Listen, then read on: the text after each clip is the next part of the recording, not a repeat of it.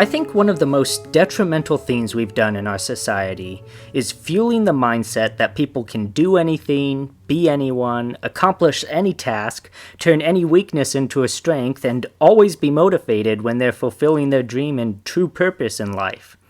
The truth is, life doesn't work like that at all. We're all built differently with different strengths and weaknesses, and that's okay. Sure, you can always work on areas of your life that you're weak in. That's part of becoming a better person. But it's foolish to believe that the areas you're naturally weak in will become as good as an area you're naturally strong in. Could you imagine if we took this mentality into other areas of our life? For instance, I enjoy playing video games. Now, if I'm making a character in a game, and I pick a large, hulking creature to play as, I know that I'll do a much better job at hitting things hard than I will trying to sneak around and hide.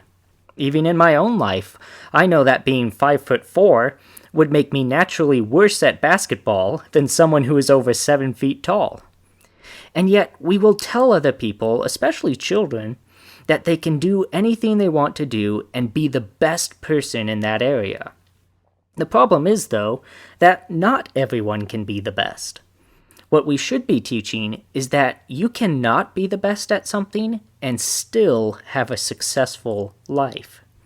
Sometimes this can lead to problems in our relationships with others.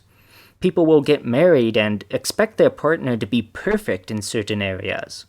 When their partner doesn't live up to their expectations, people will feel like they've been swindled and are missing out on the life they could have had because their partner seemed falsely advertised to them.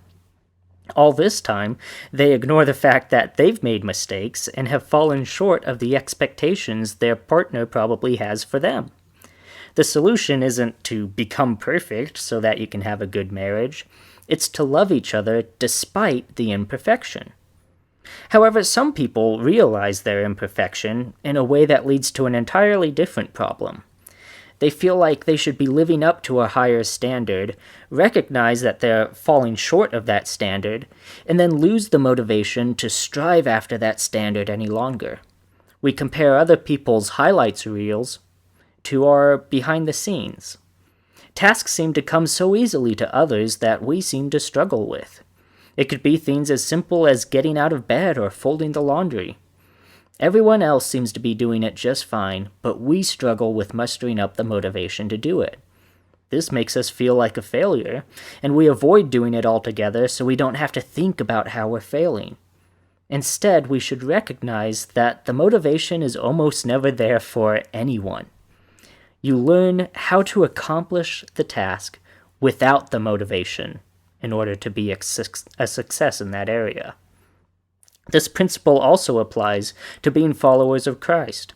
Not everyone is going to be amazing at witnessing or singing worship or even avoiding personal addictions.